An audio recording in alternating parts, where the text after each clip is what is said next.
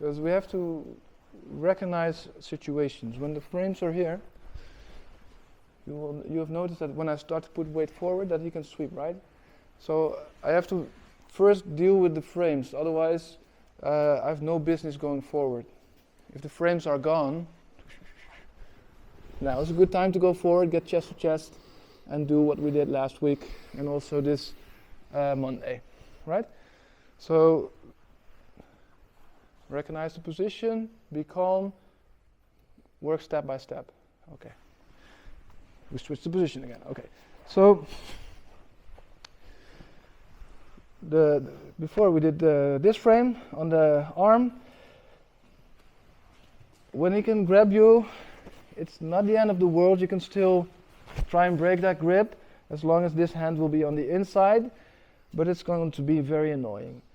This next one though is going to be more than just annoying. It's going to actually collapse my box and also create some passing. This hand, by the way, should be on the shoulder. I'm feeling it, the bone. It's not the collarbone, but the shoulder blade, I guess, with my fingers. He's going to try and put weight on the top knee and put it down towards my other knee right here.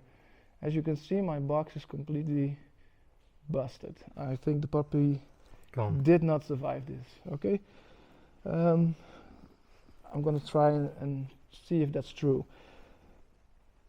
I don't want to extend here. I actually want to move in a little bit, and now comes the trick.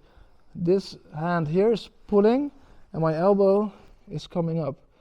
This creates some space for me to hip out and put my knee back. Yeah. So I don't want to extend my body here because look, there's still pressure on the box. The box is still broken. I want to actually move in towards him, pull on this hand, pull the shoulder towards me, my elbow comes up. So it's not this. This is arm power, and he might be stronger than my arm, probably is.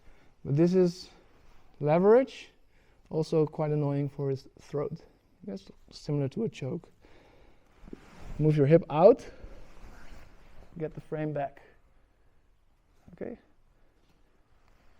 Quite simple, important though.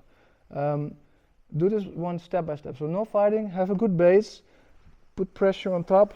That's all you're doing when you're on top. Yeah, nothing else. Okay, let's go. 1, 2, 3. Make sure the frames are here. First he's trying to attacking my collar, using this hand to block it.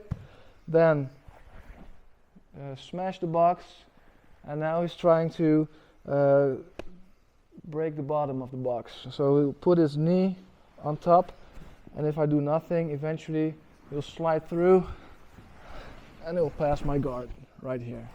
Yes. Okay, so he puts the knee on top. I have to make sure the other frames are still there. If I let go, and he can pass. So have the frames here, and now the foot on the outside will hook in front of his foot near the ankle, and I'm pulling his leg back into place. And from here there's basically two options. Either I can put it right back. You just put this more forward if you want. Yeah. Make sure your base is good. Or sometimes there will be pressure, and then I have to do the second move as well. Yeah. Okay. So one more time. He's gonna put the knee on the top, on the bottom frame. Make sure the hands are still connected, so this frame is here. Then I can remove this frame, hook his foot, and pull his knee back into place. Now, depending on his reaction, when there's pressure, I have to do the second one where I'm moving in, up, and replacing the frame again. Yeah? Okay. That's it.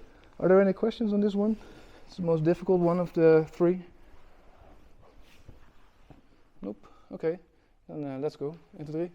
Short on time, but I wanted to show this sweep One, because it's my favorite, and two, because it's super effective and it fits nice within this class.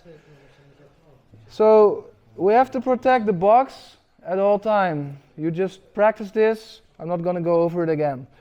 But I can play around with it as well. So let's say I'm opening this space right here. What will be his normal reaction? Exactly, he will go for the underhook. If I do nothing, he will eventually wrap around my head, go chest to chest, and pass my guard from here.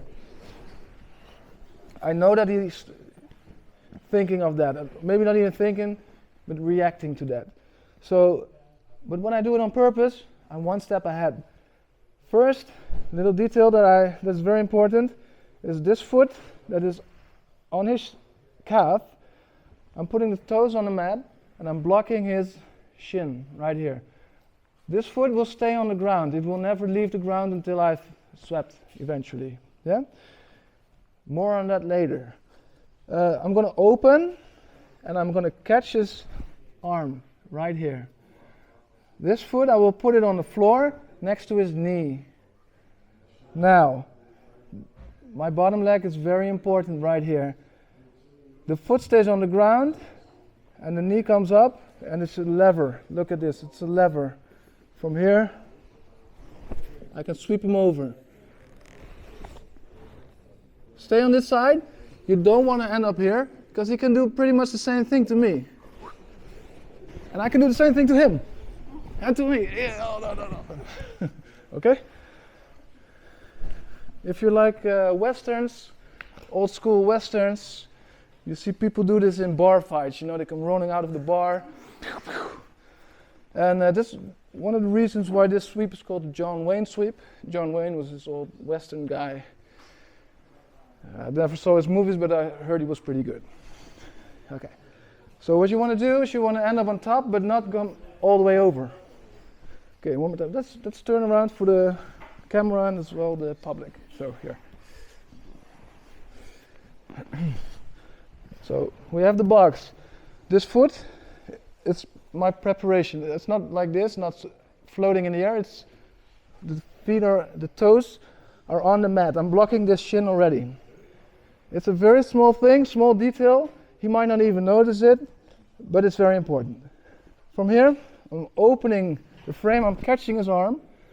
This foot, I put it next to his knee, and this, like I said, this foot stays on the ground.